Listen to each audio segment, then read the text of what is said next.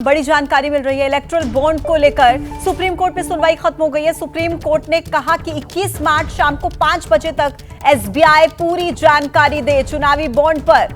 सुनवाई खत्म, 21 मार्च तक पूरी जानकारी देने के आदेश सुप्रीम कोर्ट की तरफ से दिए गए हैं और एसबीआई 21 मार्च शाम 5 बजे तक पूरी जानकारी दे, यह आदेश सुप्रीम कोर्ट की तरफ से।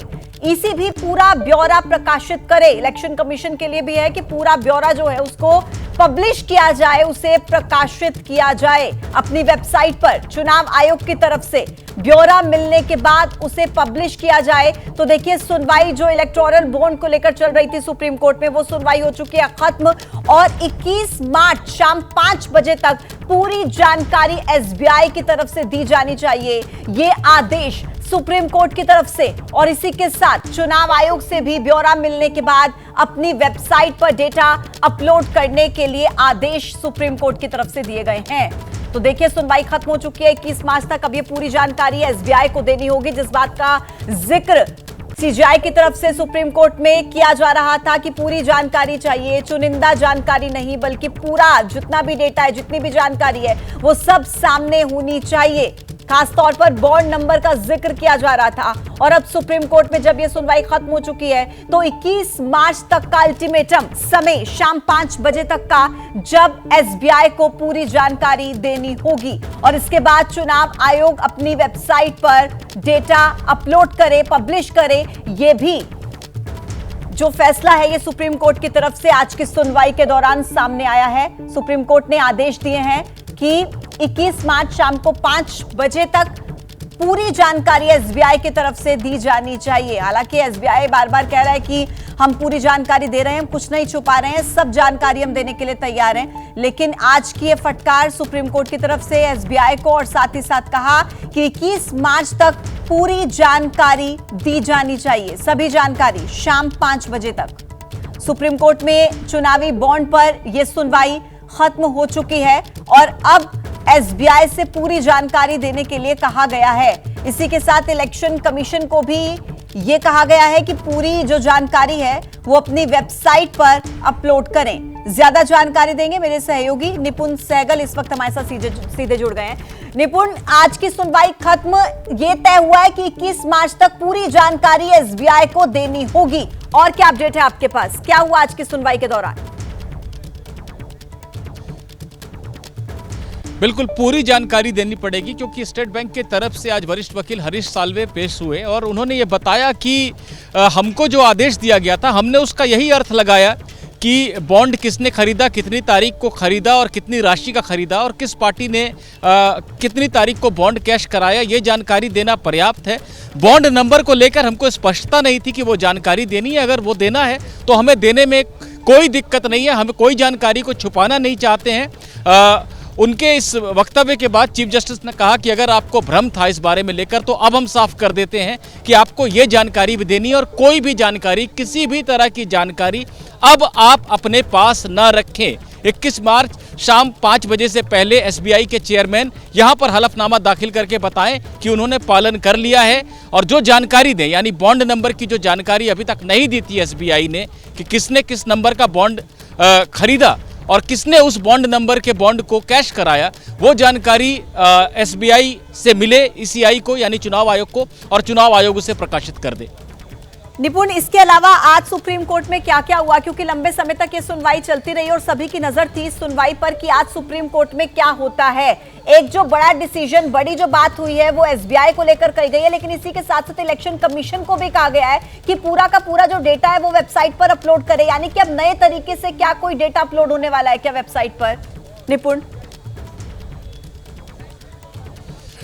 बिल्कुल, देखिए, डेटा तो नए तरीके से ही अपलोड होगा क्योंकि जब नई जानकारी आएगी बॉन्ड नंबर की और स्टेट बैंक जो है बॉन्ड नंबर के साथ अब ये जानकारी देगा कि किसने खरीदा था इस बॉन्ड नंबर को, उसकी कितनी राशि थी और इसी बॉन्ड नंबर को किसने कैश कराया था, तो निश्चित रूप से एक नया आंकड़ा आएगा।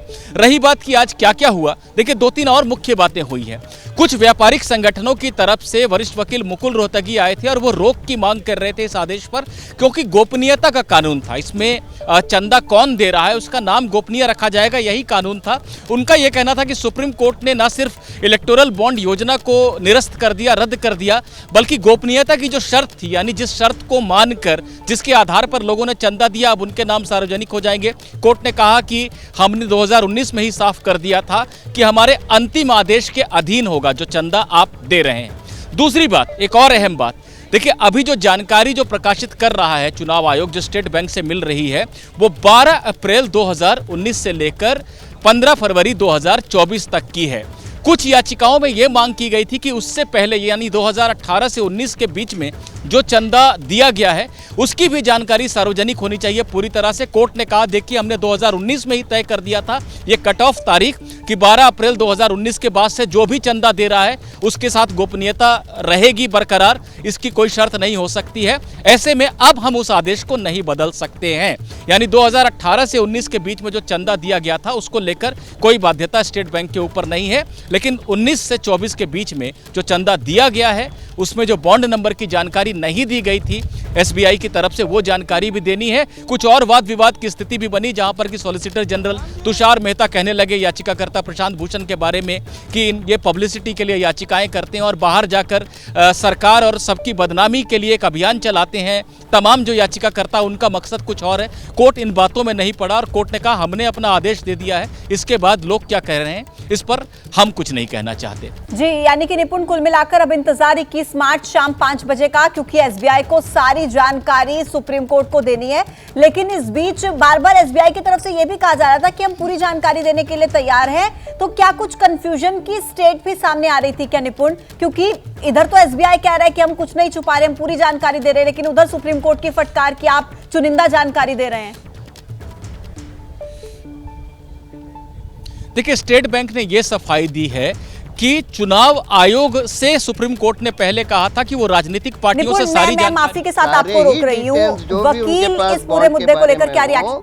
वो पूरे के पूरे डिस्क्लोज करें और स्टेट बैंक के चेयरमैन से बोला है कि वो थर्सडे की शाम तक एफिडेविट कोर्ट में फाइल कर दें कि उन्होंने ये सब डिस्क्लोज कर दिया है और इलेक्शन कमीशन इस सारे बॉन्ड नंबर्स के साथ सारे बॉन्ड्स के डिटेल्स तुरंत पब्लिकली डिस्क्लोज कर दें। So today the supreme court heard its notice to the state bank asking.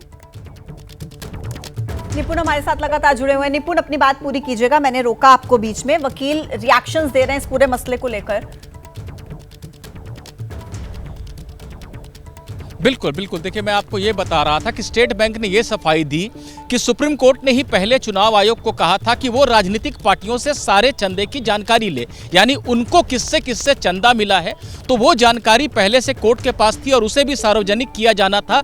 ऐसे में हम इस बात को, हम इस मंतव्य को समझ नहीं पाए कि बॉन्ड नंबर दिया जाएगा तभी मिलान हो पाएगा, क्योंकि किसने किसको चंदा दिया है राजनीतिक पार्टियों को वो बताना था। तो हम ये नहीं समझ पाए कि हमको बॉन्ड नंबर भी बताना है, लेकिन अब आप ऐसा कह रहे हैं तो हम बॉन्ड नंबर भी बताएंगे। कोर्ट ने इस पर यह सवाल भी किया कि अगर बॉन्ड नंबर नहीं कोई लेकर जा रहा था बैंक में तो वो कैश कैसे हो रहा था? आप तो बॉन्ड नंबर देखते होंगे ना कैश करने से पहले। एसबीआई ने कहा कि नहीं, वो केवाईसी के जरिए भी हो जा रही थी चीजें, यानी बॉन्ड नंबर की इतनी अहमियत नहीं थी एसबीआई की निगाह में, इसलिए एसबीआई ने वो आंकड़ा नहीं दिया। लेकिन कोर्ट ने कहा कोई बात नहीं, आप इसे अहम मानते हैं या नहीं मानते हैं। जब हमारा आदेश था कि सारी जानकारी बॉन्ड खरीदने से लेकर उसे कैश कराने तक की आपको देनी है तो आपको सारी जानकारी देनी थी, इसे अपने पास नहीं रखना था।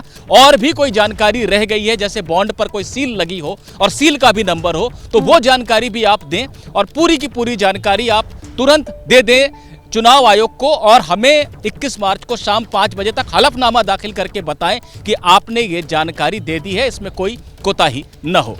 लेकिन निपुण इस पूरे मसले को लेकर राजनीति भी गर्म है, राजनीतिक बयानबाजी हो रही है, रिएक्शंस आ रहे हैं सामने, एक दूसरे पर आरोप लगाए जा रहे हैं। लेकिन स्थिति तो ये है ना कि सबके सब दल इस वक्त कटघरे में है। निपुण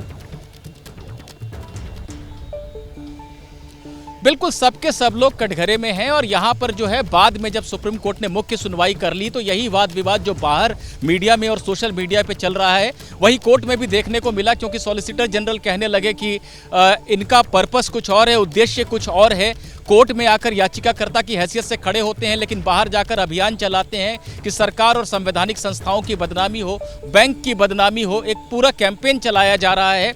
स्टेट बैंक ने भी कहा कि हम एक पब्लिक बॉडी हैं, हमको कोई जानकारी अपने पास रखने में कोई दिलचस्पी नहीं है। बस ये है कि आदेश को समझने में अगर हमसे कोई कमी हुई हो, लेकिन उसके चलते बदनामी की जा रही है। तमाम लौटूंगी आपके पास।